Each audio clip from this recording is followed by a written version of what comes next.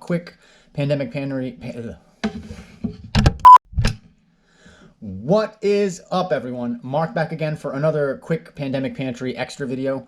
I wanted to make cookies today. One of my favorite cookies is a Snickerdoodle, and one of my favorite Snickerdoodle recipes is in The Joy of Cooking. But it makes 36 3-inch cookies, which is kind of a lot. So I want to try cutting that in half and also make a few other changes to the recipe that I'll talk about while we're cooking. So let's get started. All right, so aside from cutting this recipe in half, I also made a couple of other changes, one out of necessity. I don't have cream of tartar.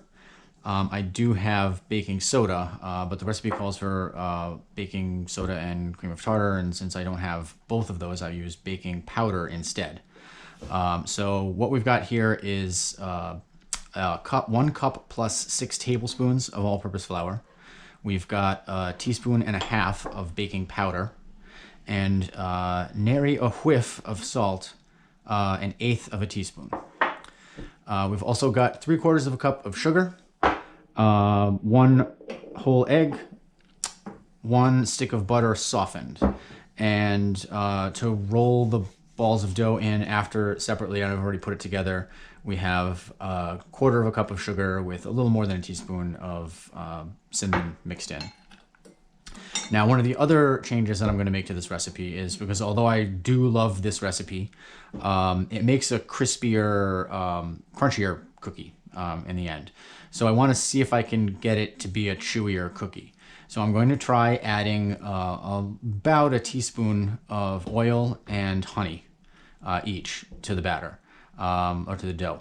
Now, the thinking here is that the oil helps add a little bit of chewiness through fat, and the honey with the sugar, because it's hygroscopic, adds a little bit of chewiness through moisture.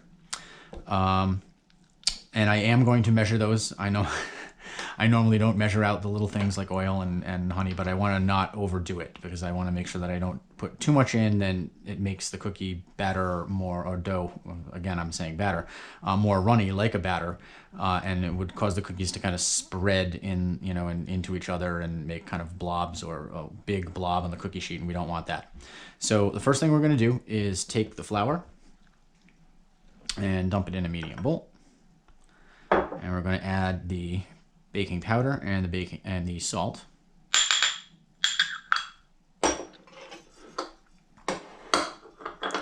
And we're just going to whisk this together a little bit to combine it.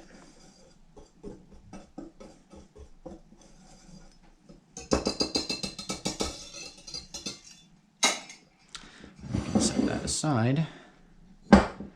Now we want to take our butter, which has been softening in here for a little while. Hopefully that'll help us. Normally the full-size recipe of this also I make in a stand mixer, because creaming the butter and the sugar together can take a while, and beating it into a dough with the flour takes a little while. But since it's a half-size recipe, I'm hoping that it goes a little bit easier. And I know not everybody has a stand mixer, so.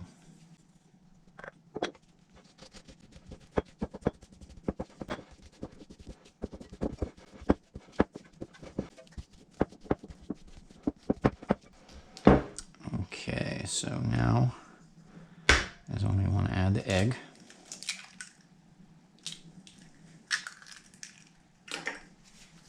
And at this point, I'm also going to take the opportunity to add my honey and my oil. And the other reason that I'm measuring these this time is because I know that if I measure the oil first,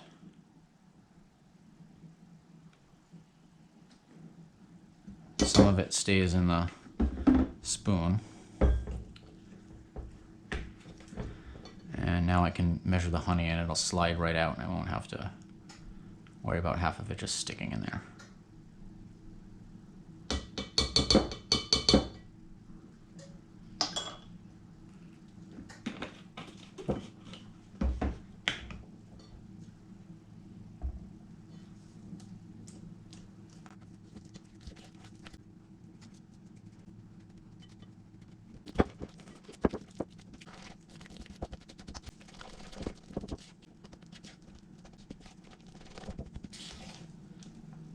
Okay. And now we can start to add our flour a little at a time.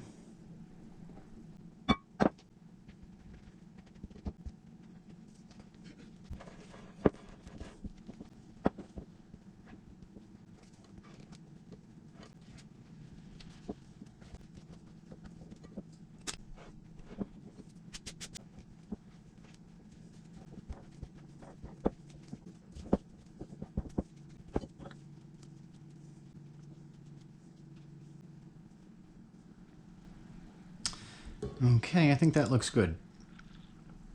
So I'm going to chill this in the refrigerator for maybe 10-15 minutes. You don't always have to do that, but I can tell it's very sticky and gooey and soft, and I kind of want it to firm up a little bit, and that'll happen when the butter cools a little bit, just so it's easier to work with, because I'm going to scoop it into little like 1 inch or so balls, roll them up, roll them to the sugar, put them on the cookie sheet.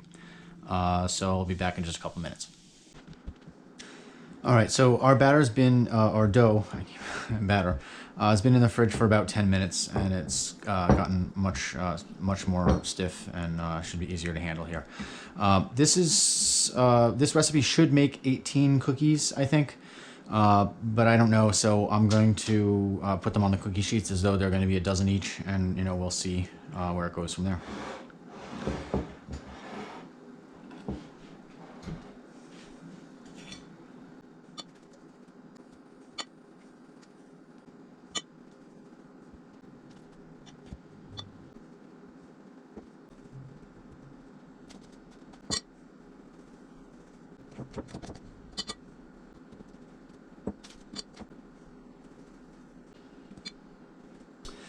Okay, let me get cleaned up and we'll throw these in the oven. All right, so these are gonna go into the oven for 6 minutes. I'm gonna switch sides and rotate the racks, and they'll go in for another 6 minutes, and then we should have cookies.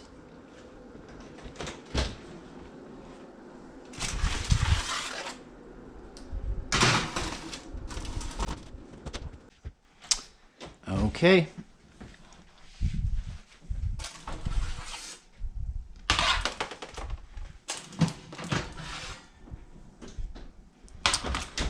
So just as I thought, some of them did run together. When this happens, I like to try to take care of it up front, because if you wait for the cookies to cool, then you're going to end up with part of one cookie ripping off onto the other cookie. If you do this while the cookies are still warm, just get in there carefully with a knife.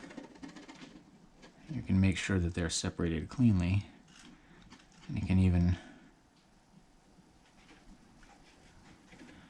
fix the edge a little bit and kind of round it over so that it's less noticeable.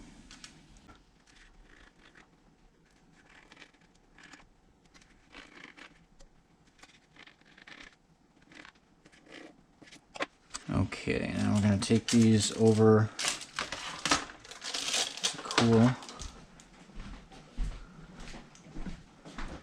And I like to just slide it right off the sheet.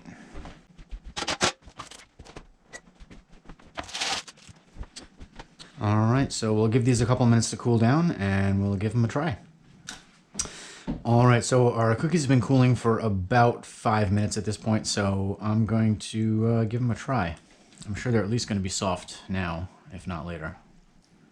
Let's see. Ooh. It does have a nice soft cakey consistency on the inside.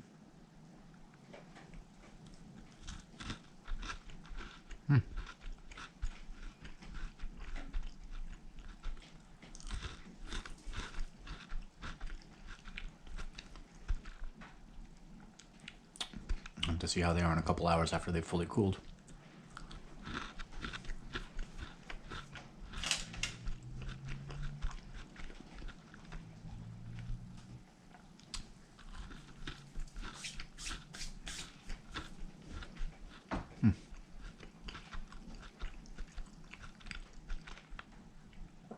Pretty good. Well, that's another quick one.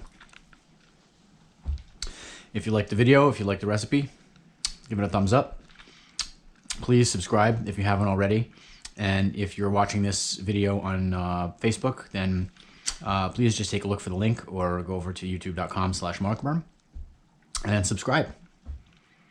We'll see you next time.